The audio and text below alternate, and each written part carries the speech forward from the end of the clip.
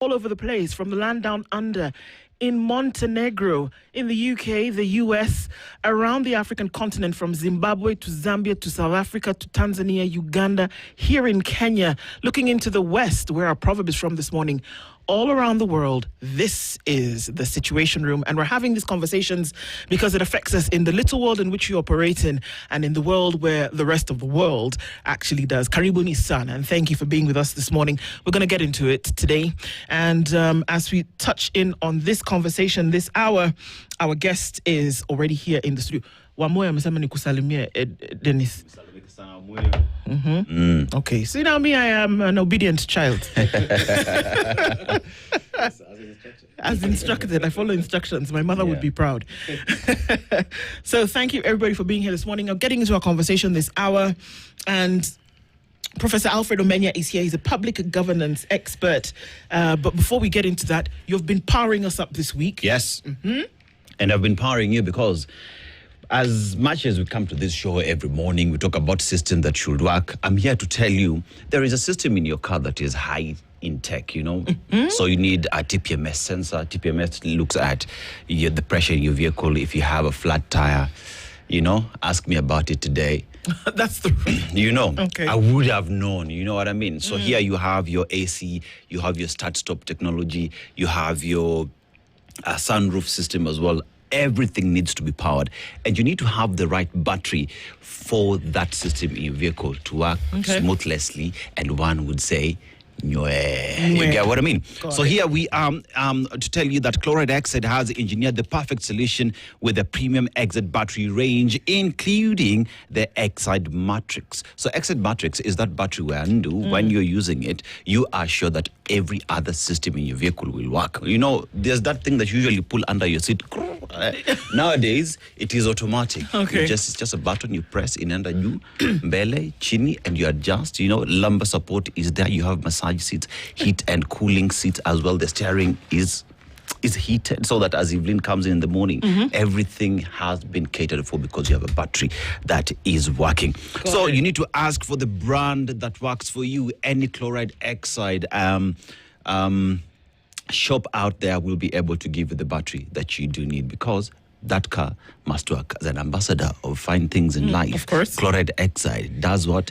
Complements that fact. Kabisa. Yes. There's a reason why it is Dennis who is powering things up this week, because I don't know that I would have been able to. But you see, the greatest thing about it as well, you don't just buy it. It comes with 18 months warranty. 18 months warranty. Yes. Good things, I'm telling you. All right, and maybe that's what you need to be powered up as we go into Game Plan 2027, because it's a segment that we've been looking into, and we'll be looking to it weekly, and to say that where are we going with this? And of course, we're having the united opposition conversation with policy and governance expert Professor Alfred Omenya. Good morning again. Good morning, Ndu. How are you, Dennis? I'm very well. Yeah? Under the circumstances. Oh, wow. In Kenya, you have to qualify. Yeah. How you are well. Otherwise, people may think that you're an alien. Is that a good place to be? Where, Mars? Or Jupiter? No, well, you have to qualify. Wow. I think perhaps we'll find the answer to that by the time this conversation is over. But we're looking at strengthening the opposition, and if there is a need to actually do so. Right. We talk about strengthening the opposition, but hang on a minute. Everybody's talking about unification of the opposition, strengthening the opposition. Well, maybe we can flip it and ask, does it need to happen? But before we do that, there's a country which, because of how you travel, Prof, it's possible that you may have been there. But I'll allow Dennis to let you know what that is. So this country has something called Bijago's Archipelago, because it has 80 islands. Yes. That makes it. Right. The capital is Bissau. The country is Guinea-Bissau. Yeah, Guinea-Bissau. See? Yes. You know, and you think of visiting the place when you are next to Dunga Beach, you'll see hippos, right? Yes. And everyone thinks hippos just do fresh water, but in Guinea-Bissau, their hippos swim in salt water. So when you visit, that is their version of Big Five. Oh, wow. Oh, wow. So that's good at tourism. Right. But let's Not go Kenyans to... showing off with their wildlife. Oh, yes. You know? Yeah, but let's go to the proverb. The man who borrows trousers should not run. The man who borrows trousers should not run. How would you interpret it? The man who borrows trousers should not run. Yeah. Yeah. Actually, it is. Before I mention the proverb, I think I need to partner with the Guinea-Bissau people, because at some point I made a statement that almost got me kicked out of African Union. Yeah. Oh no. And the statement was very simple: that you do not borrow for your wife's panties. Oh. You buy them yourself. I was then referring to the Chinese building, the African Union, the African Union Center. Yeah, because that we should do ourselves. Professor, But now, back to the proverb. I think, honestly speaking, I think anybody, literally, anybody who borrows trousers should not really run, because a borrowed trouser may be ill-fitting. So, both ways, it could be too big, it might drop off. Yes. It could be too small, it might tear. You know, there are very many things. And it might even make people think that you have no running prowess. Yeah, because, you know, you'll be trying to control the running so that neither of those things actually happen. Yeah. And basically just tells us that you know, number one, if we borrow, we should always be of indifferent behavior. We should not be behaving like you know, like the owners of the trousers. Let me put it that way. And of course, in Kenya, if you, coming back to Kenya, applying it in Kenya, you know, we have a very big budget. We're the biggest economy in the region, but we are going to borrow 20% of it. And we are behaving like it's our money. We should not run. We should be very humble. We should tell people this is a borrowed trouser and it's going to go back. Exactly. You have to return the trouser. And we should try to get, you know, to get our own trousers so that we can enjoy the running. Or maybe we should buy those belts with endless holes so that it can fit. Oh my. Well said, Sarah. Yeah. Well said. So, oh God. I like that program. I know, I do. I liked it too. When we're talking about the united opposition, Prof, if there is one, let's just talk about the united and not qualify it with an adjective. Right. In this case, because it would appear as though maybe it's not so united at the moment. Right. But everybody has prescribed, we must come together. The only way to then be able to beat your opponent is that you must all come together in defense. Right. Or in this case, the best form of defense is attack, where we all come together in one space. But is it necessary to have a united opposition? I don't really think so. Okay. I don't think we need a united opposition. I think we need an opposition. Okay. And that is one thing that Kenya has been suffering from for quite some time, that we expected that those who come second in election would then be the minority, if you can call it that way. I was told that there's nothing like opposition in Kenya, but I insist there is opposition in Kenya. It's just the name. You know, it's like if today we decided to name the lions Johnny the dog, we can't come and say that there are no more lions in Kenya. It's just the name. So I insist that minority, majority, those are names. But you have the ruling party and the opposition. And it's important that you have the opposition because those are the ones that keep government in check. From where I am, where I sit, I'm pretty happy that we have a semblance of opposition for all manner of reasons. Ironically, they are not the ones who should have been in the opposition because they are not the minority. We have a splinter group from UDA that is now controlling central Kenya, ran largely by Rigathi Gachagua. They're doing what the opposition is expected to do.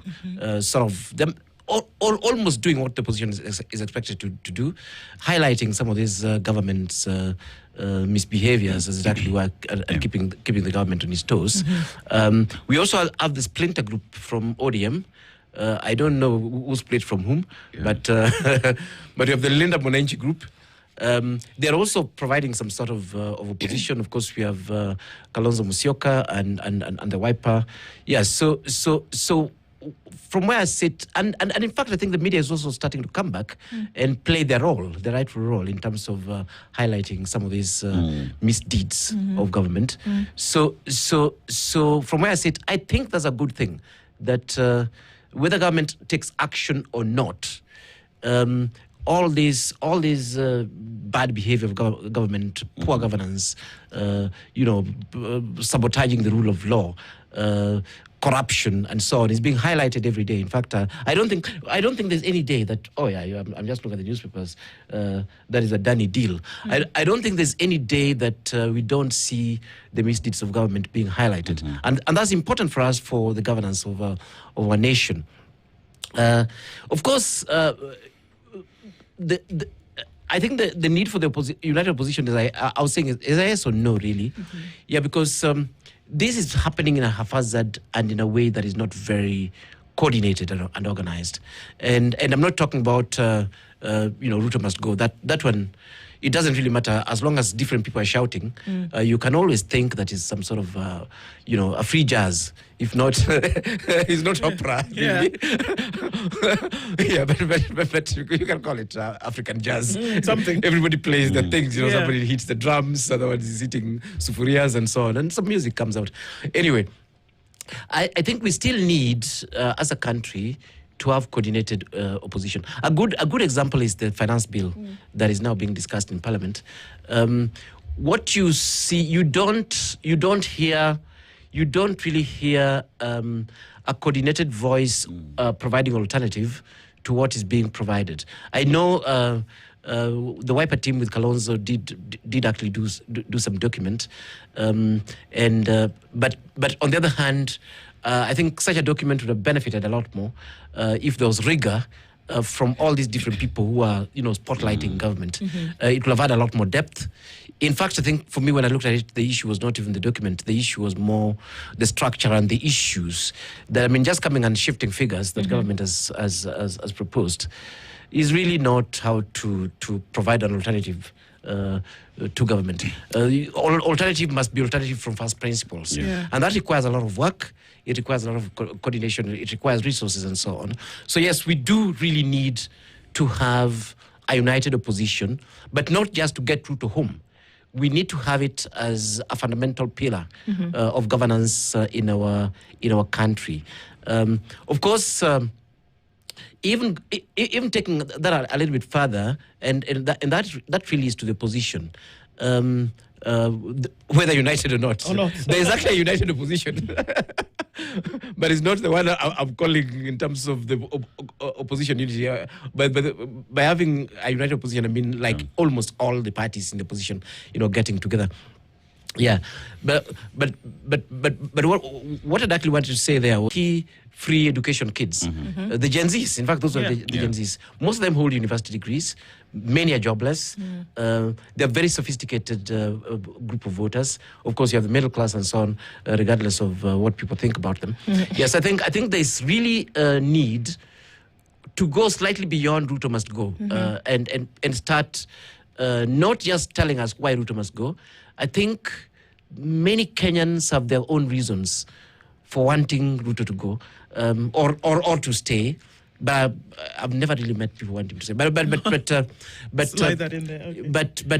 But I know there are people who really want Ruto to stay still, and they have their own reasons. So I don't really think the position needs to belabor that much. I think the position now needs to start looking at it, looking at themselves as the alternative government. Yep. To start saying, to start crafting the message. Yeah. When we get in, this is what we shall do on governance, this is what we shall do on fuel, on energy, this is what we shall do on food security, this is what we shall do on these different areas. This is how we want this country governed, all the way from the presidency to the MCAs down there. Yeah, Prof, when you look at the opposition as a principle of democracy, it is there to ensure that excesses, that justice is dispensed and that rule of law is actually held. Correct. But you look at the opposition, opposition that Kenya has, and even immediately after 2022, it is opposition who are majority in the House. Exactly. But you find ourselves where then personal preferences and many say it's greed and just sheer lack of principles that has killed the principle that puts opposition as key and central Correct. in perpetuating democracy in the country. Correct. So then here we speak to individuals who, despite having lost to form government, but you are here, that you are able to dispense your duties, but you're not seeing that happen, because even the united opposition today, some of them were in government. Exactly. You know, they Exactly. only became opposition after impeachment and after going separate with the president. So in terms of inculcating the spirit of opposition into our politics in the country, what must we do? Or is it a question of individuals who get there have other reasons why they want to get to power? Yeah, I think the problem we have in this country is that majority of people don't like their jobs. They like other people's jobs. You know, you get elected into the position. That's a job. It's a full-time job description. And you're being paid. Minority do actually earn salaries for that particular position. But immediately they get in there, what you start seeing is them hang around State House to start negotiating. I don't know for what. They say they're negotiating for development, while they do actually have a direct role and spaces, both in the Constitution and in law and in the House, to execute their mandate. And vice versa, that those who then are elected into government, right from the word go, if they see that the spaces for eating, basically spaces for corruption and looting, are actually being sealed, they quickly jump out and start opposing government. So you know, we have this of course the third bit is the government itself going out to basically co-opt these guys, you know.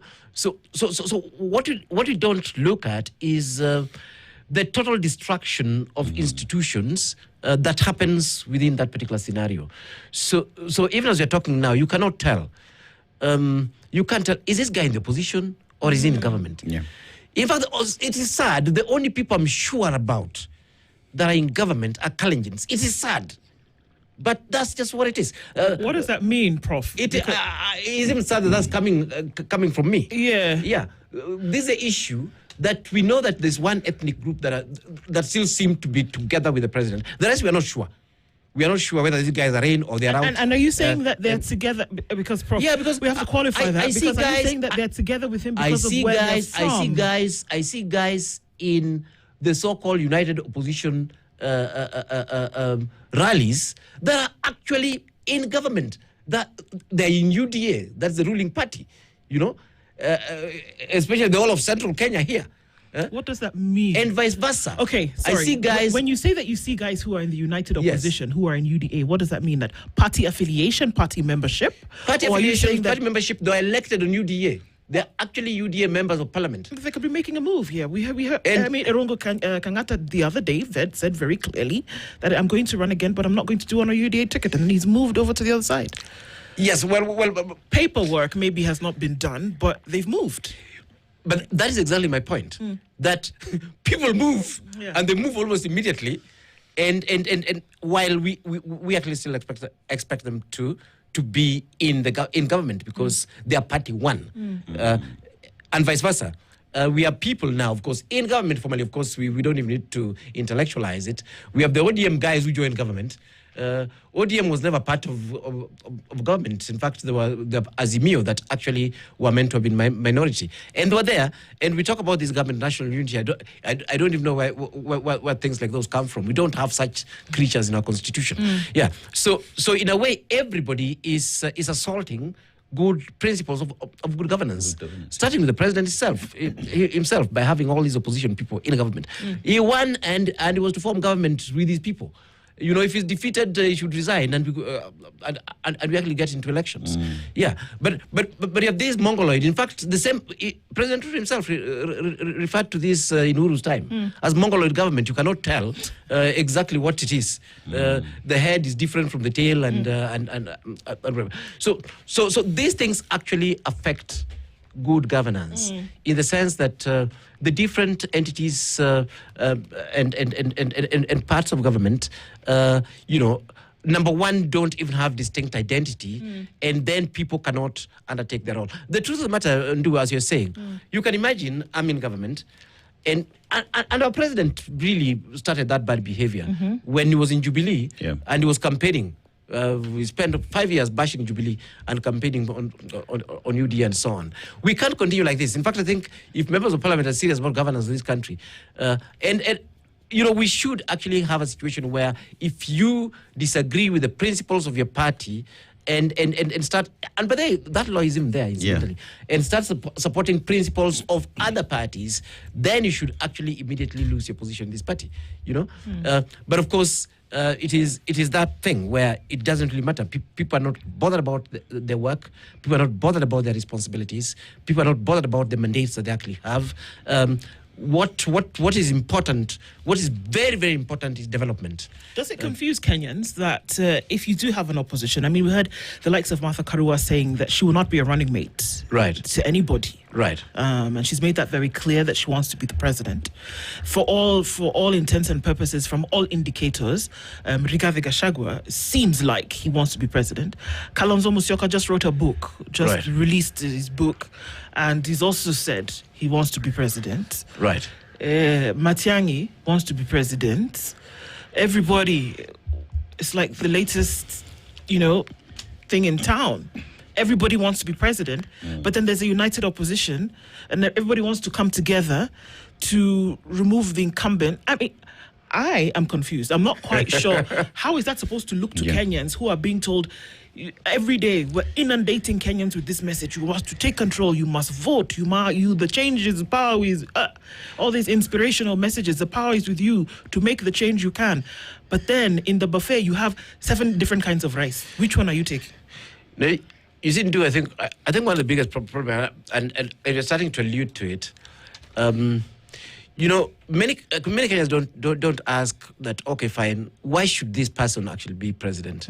Why should we vote the person, to be president?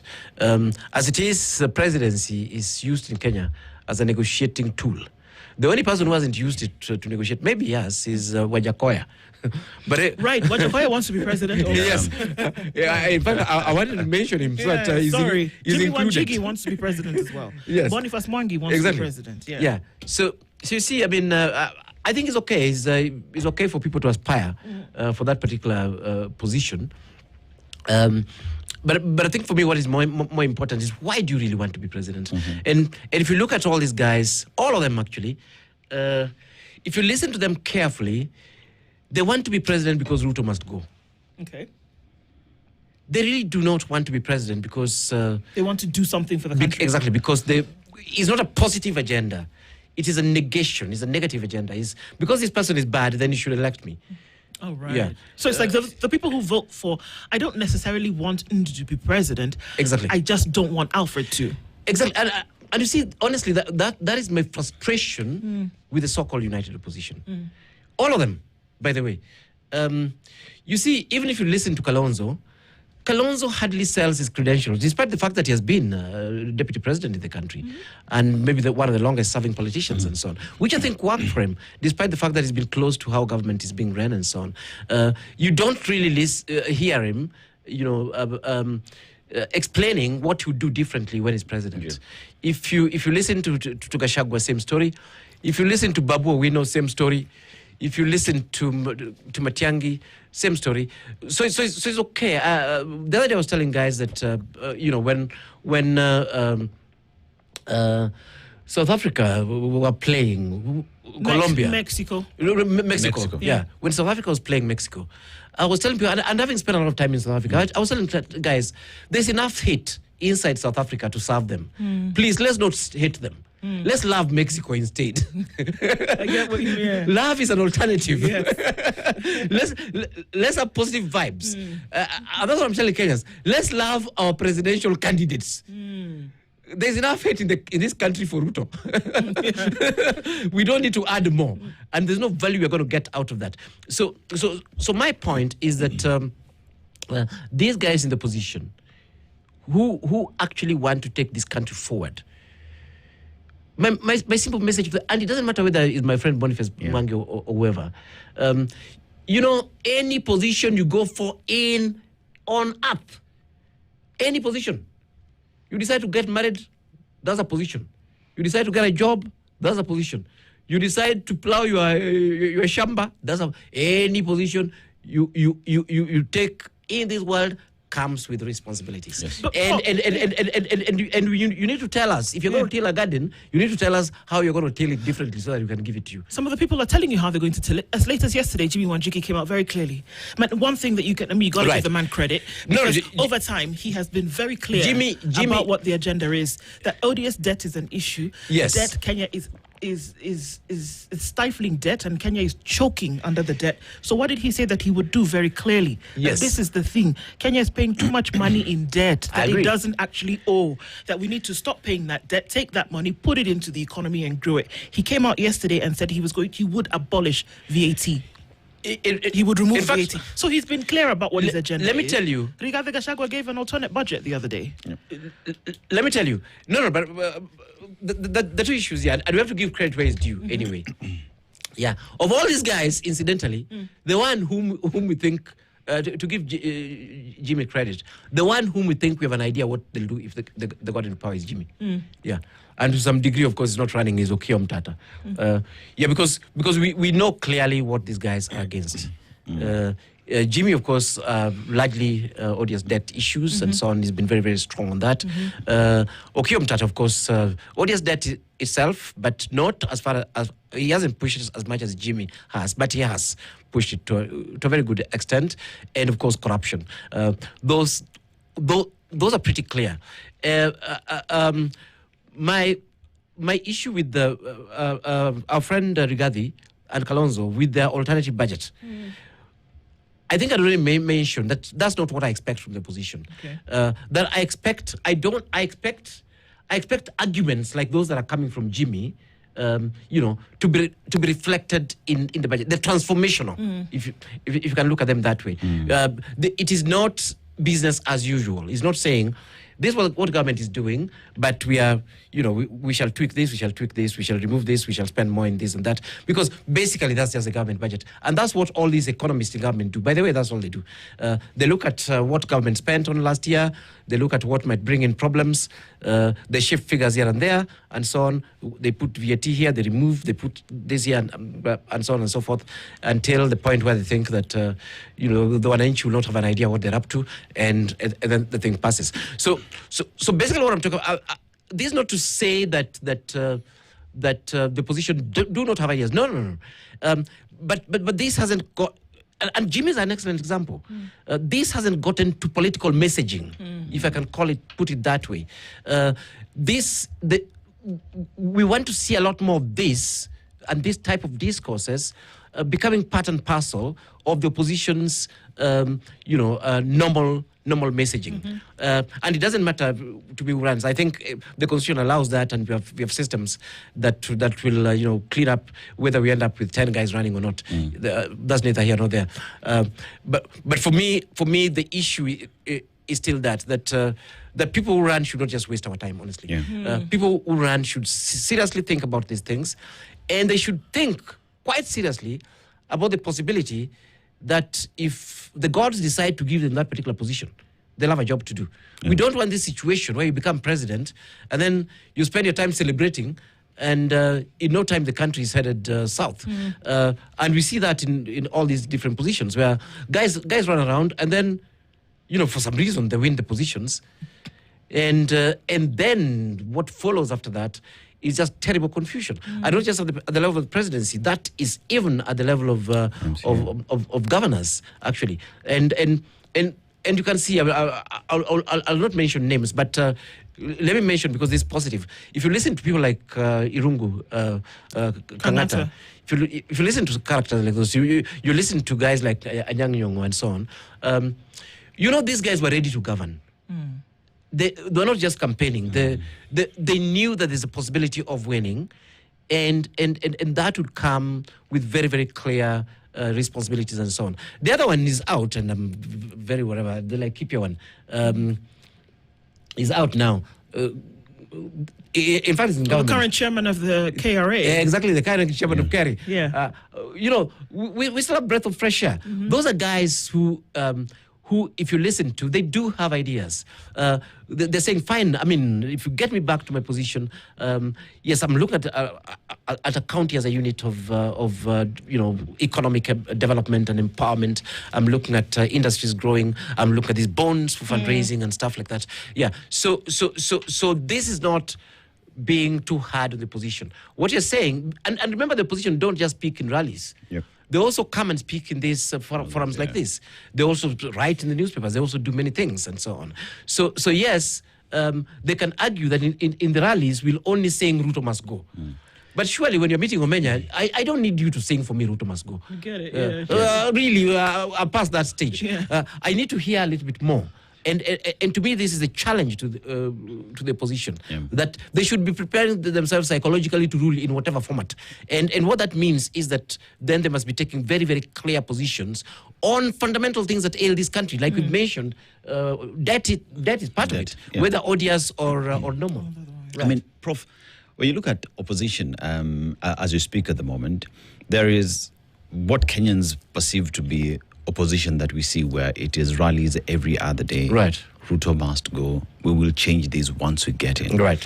But we equally must look at that united opposition as individuals who as well sit in these houses where proper opposition ought to take place in terms of checking government excesses and ensuring that the law is pretty much just respected. Exactly.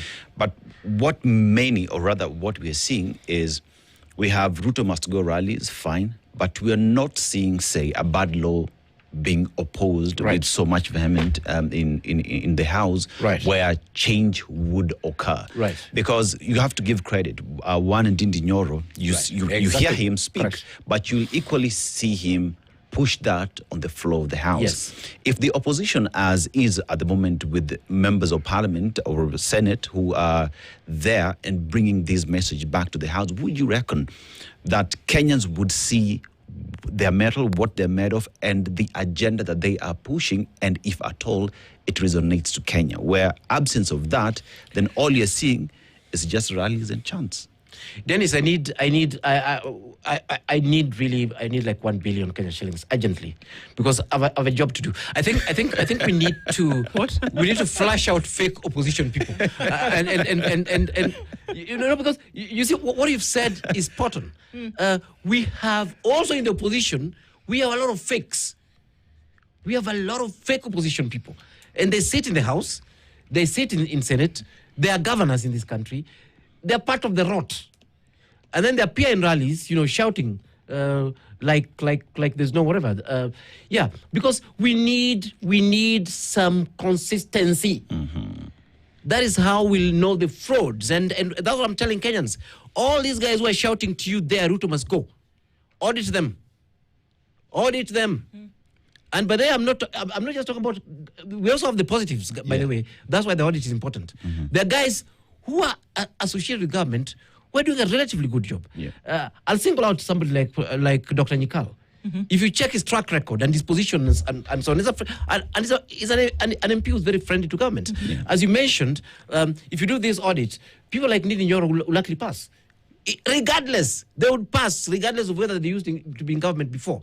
Because these guys in the House, you can tell what they actually said, the positions they took on every bill, whatever they opposed, whether they won, or they didn't win. The other one who's very quiet and is in the position there is Karoli Omondi. Same thing.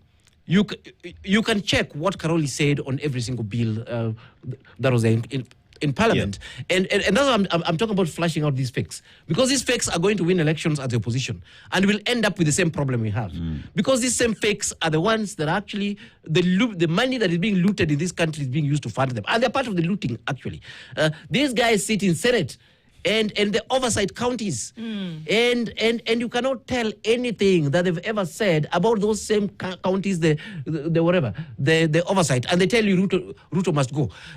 These are the same characters who are, even when they're in government, they're doing nothing. They're just. So what I'm hearing you say, that if you see things let's take from the oversight position, for Right. example, as a senator. Right.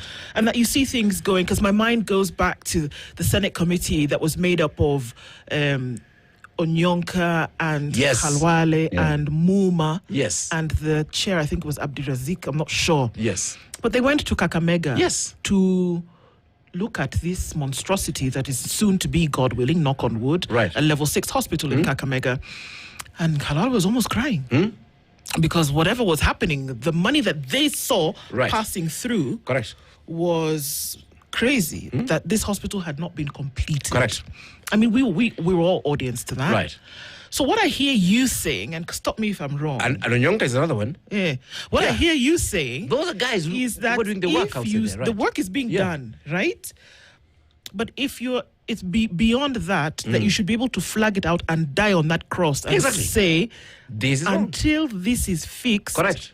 we cannot continue. Exactly. Is this We what shall you're not saying? continue. We shall So not if prove this people nonsense, yeah. if people are sitting, for example, in Senate, regardless of whatever side you're on, Correct. and seeing these things happening on a daily Correct. basis and you don't speak about it, Yeah. you're complicit. Exactly, and that's exactly what you're saying. That the spaces of opposition are there, and the people have occupied those spaces, and they're being paid by taxpayers' money. Whether we call them opposition or we call them whether they're just doing general oversight of the House, as in Senate, you're a senator for a county for a particular reason. You cannot just wake up one day and now you want to become president, and the job we gave you really you did not do. And this is what I say. And this is not too much to ask for. In fact, I think as governors are giving the state of counties reports, senators overall, you as a senator of a county, you must also come in and say, yes, as a senate oversighting this particular, oversighting counties generally, these are the issues I have with my county. Why are senators, yes, they oversight collectively, but why are senators picked per county? Because we also need some oversight at that county level. It's only that oversight is done collectively through Senate. I expect Oburu Odinga to tell us exactly what's happening in Siaya. Well, I expect Sifuna, Oburu now, of course, he has national issues and there are also age issues and so on, so we can excuse him. But I expect people like... Can we though? I expect people like Sifuna to tell us what's happening in Nairobi. I mean, if you look at you want to understand that he's one of those ever-resident folks on the committees whereby Yes. they are pushing people. But that is true. That is very, very true. Okay. But those are my expectations. Okay. People like Onyonka, I mean, I don't think Onyonka is just a noisemaker. I think those are guys who are doing a very good job, in terms of their oversight role and getting outside there on these particular issues and so on.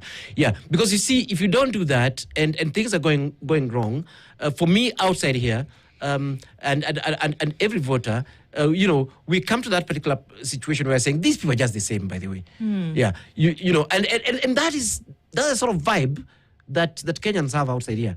A lot of this, when they listen to United Opposition or these are the opposition people, or they listen to the New Wave, a lot of guys are like, yeah, these people are just the same. And it goes to what Aseta was talking about a little bit earlier, that we do have actual spaces to highlight this. Yes, a bit of that is happening, but we could actually have a lot more happening in those particular spaces in terms of taking a stance and so on. And remember, the same politicians told us that those houses oversight collectively as a house. So majority is neither here nor there. So they do have a direct responsibility to oversight, whether they're in government or not. So they cannot come and tell us, as we're in government, that's partly why we did not highlight these things. No, even the ones in government have exactly the same opportunity in terms of that overall oversight to point out things which are wrong in this country. Yeah. I mean, there is where we find ourselves today as a country is we have government, we have those who ought to be opposition, now themselves are in government, we don't know where it is they are. We have those who are in government and are now in opposition. Right. Confusion is there. But then again, there is the opposition from Kenyans who are speaking. Correct. Where Kenyans themselves have said, we have seen how that house is formed, and we are the ones who will oppose if they fail to do that. Right. And with that, then, would you reckon that if Mwananchi forms the agenda on the kind of opposition they want, and they translate that to electing people in office who will stick by the rules, who will stick by the roles that they ought to play, then we will see change perhaps in the next government that is formed. That it is Mwananchi who's forming the agenda and selling it out there on what kind of governance they want to see. Next might be too soon. But definitely, I think that is where we should actually be moving to, and I think we should really be pushing. We should be in the era of I would call it honest politicians. Yes. Honest not necessarily because they're totally clean, but honest in terms of the agenda they're pushing, where it is clear that it's not some funny guys who have given them money, and then that becomes priority for Parliament, but it's their people who are saying, no, we have this issue and we have this issue and we have this issue. How can this be sorted out? Some are developmental issues, some are issues that require governance issues, others are policy issues, and so on. I think I'm really convinced that we are actually in that era. Yeah. Myself, I'm trying to convince a few of my friends who are getting into politics that it's possible. Don't just go and whatever. I don't know whether the experiment will work, but I'm telling them, look here, you look at yourself as a politician, as the person who creates platform for people to bring in the issues, and then you decipher them, and then you push for them, and you come back as a modus operandi. Where you actually listen, and even where you have difficulties, and this is quite doable, because during elections anyway, this fellows meet, as opposed to the traditional politician who I'll do this for you, I'll do this for you, I'll do this for you, I'll build a road, I'll build an hospital, I'll take you to the moon, I'll take your children to China, you'll become Singapore. We're Yes. not. We want you to listen to us. Put differently, this particular politician who listens, you may not be able to do everything. Politicians are not gods, so it doesn't mean Even that if they think they are. It doesn't mean that exactly that if you listen to everything that the Mwananchi has put, that you'll be able to do them. No. The point of listening is so that eventually the agenda you're pushing is not yours. It is actually the people you represent, because in its purest form, that is actually your role. It is to pick up these issues and say, fine, the priority issues for my people, for people in my region, is 1, 2, 3, 4 things. Prof, and it's possible. Yeah, Prof, I want to look at the opposition that we see now coming from Kenyans. Right. Would it be that Kenyans see civil disobedience, demonstration, protest every other day because they have an agenda? Right. They don't know where to take it. Exactly. Because when you look at the opposition that does lie in the house, Yeah. you don't know who is the opposition. Correct. So the only other option that Mwananchi has is to be on the streets every other Very true. day. Very, very But true. if Mwananchi had a clear-cut opposition where they know if we have something we're opposing, we know where to go to. These are the guys. And These are the these party. guys will take Correct. it and run with it. Exactly. Perhaps we'll see a shift in how things run. In fact, and again, this is where I would advise the president that it is in his interest. It is in his interest to have a strong opposition, a strong and a formal opposition. Of course, it will give you headache, but on the other hand, and I think you even knows it to some degree, that number one, you actually have a group that you can discuss your agenda with. Yeah. You know who's opposing you and why and what the issues actually are. And like you're saying, for the Mwananchi, it also becomes clear that I know if I've got issues with government and government ideas and government policies, then I'll channel them this way. If I've got issues against the government and against the government ideas or alternatives to what government is providing, then I'll channel them this way. Yeah. That way, then, of course, we end up with a more civil society, as it actually were. That I don't need to go and make a fool of myself and risk my life and limb on the road, while I can actually achieve the same, through on the table, directly through the formal systems. So it is in our interest as a country to ensure that the opposition is properly institutionalized. Yeah. I don't want to make this statement because I know it's a sensitive statement. I hear you're going to make it anyway. Yes. Uh-huh. But, I hope the handshake era is finished so that, we can actually be having proper opposition. You basically lose elections. You take your seats as minority in all the houses, coming all the way from the counties to national government, and you hold government to account. This whole idea that we shake hands and then suddenly I lose my identity and we have no idea who's doing what in the country has been bad for our governance, actually, and must actually call it out. But like we're saying, as Wananchi, we have issues. We have, and some of those issues are very basic. Yeah. That is my issue. My personal issue in this country is just one. Just my own. Yes. One of the things that's most important for me in this country, as Omenya, has been value for money for infrastructure projects. And I oppose the SGR specifically for that. And at the SGR documents, I was opposed the expressway exactly for that. These are totally inflated infrastructure. The Rironi thing, same thing. I mean, it was inflated. The Danny one we were talking about, from 200 billion to 375 billion, same infrastructure. But then, you see, for me, this is an issue, but we need a space where we can process this. That are we getting value for money for government infrastructure projects? That's just one simple, clear issue that as a citizen Omenya, I would be happy to have processed. Of course, it will not be processed through the government side, because we know where this money is going. It is actually going into people's pockets. In this country, we no longer talk about corruption because it's the norm. And we want, what you're actually saying is that, yes, we're paying taxes, but we want value for money. There are many things that many different people want. Yeah. But you see, I'm just giving that as an example. We were talking about Odia's death the other day. I mean, today, actually. And it is a clear agenda. And as Dennis is saying, where do we process this? Now do I go and sit down with Jimmy?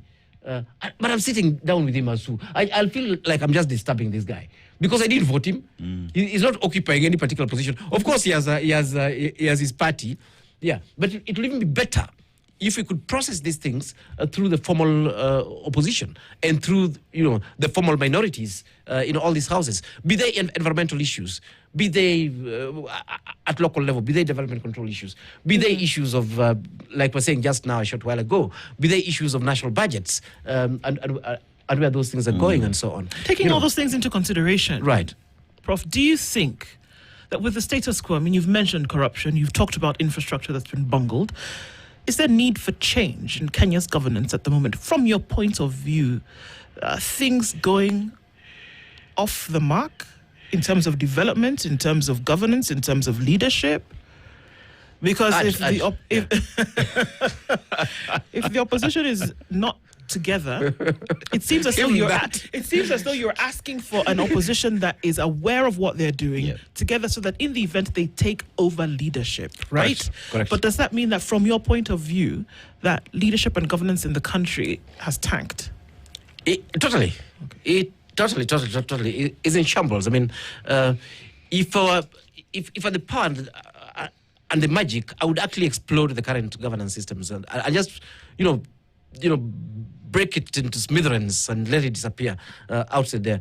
And I think a better thing, we mentioned mass, would be to export all the current guys in the governance space to mass, so that they stay there forever. And we actually start from scratch. This country needs a reset. For me, the way I always look at things is that you can look at things in two ways. I'm both a pragmatist and an idealist at the same time. I think when you're going, when you're working on ambition, and I always even tell students that, don't be economical with your ambitions. Be economical with reality. For your ambition, whatever you aspire to do, just aspire. I mean, what does it actually cost you? Because it's through this idealism that then we are able to create for ourselves the platonic state, the ideal state that we are aspiring to. But we know that ideal state is not possible. So when we come to sit down, we'll be saying, that's a Singapore we wanted to go to. That's a Canaan, using political whatever. However, what is possible is a new Mathare. In a new Mathare Well, it will not be like Singapore, but it won't have flowing sewer. Right. Or it would have running water. Yeah. It would have running water. Right. You know, it will have. You'll see children play in New Mathare. Have dignity. It will have dignity. So you see, what we're doing is that we're using that ideal situation to come and get the pragmatic sort of situation. But we're now in a country where we sort of lost the innocence to dream. The opposition can no longer tell us the Kenya we desire. And the Kenya we actually want, because it has nothing to do with what we have now. Even what Ruto is doing is not the Kenya we want, really. I mean, it's not the Kenya I dream of. And what the opposition is doing, you know, is the same. So we need dreamers again. We need people who can tell us, yeah, that all these things are actually possible. And we also need people who tell us that although all these things are possible, it's like heaven. It is actually, no, it's not like heaven. It's like New Jerusalem. It's like when Jesus returns. Yeah. You see, Jesus was going to return soon. And some people thought it was a matter of weeks. Of course, it's 2,000 years, and we still believe as Christians, we still believe Jesus is coming back.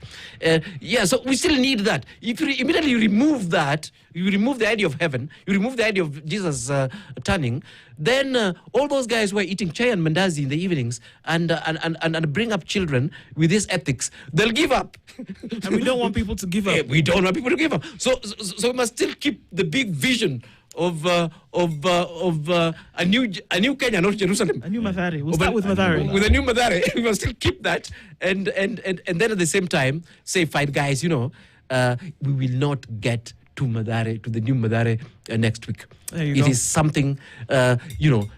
This week we fix the sewer. Next week we maybe put some taps in. Next week we put in taps. Week 3 we have kids playing football in claimed spaces. And so on and so forth. One step at a time. And at some point you look back and you say, what happened to the old Mathare? And so what you need is folks going to actually come and do that. Biblically, we'll be saying, behold, everything has become new. He's come with a pinch of pragmatism and optimism this morning. Professor Alfred Omenya, thank you for being here with us this morning. To them, to be able to say, look, get your ducks in a row, cross your T's, dot your I's, and let's move a step at a time to get where we're going. Exactly. Thanks very much. Always a pleasure, dude. Conversations continue at 8:08. Good morning. The latest news from around the world. 94.4. This is The Situation Room, the only way to start your day.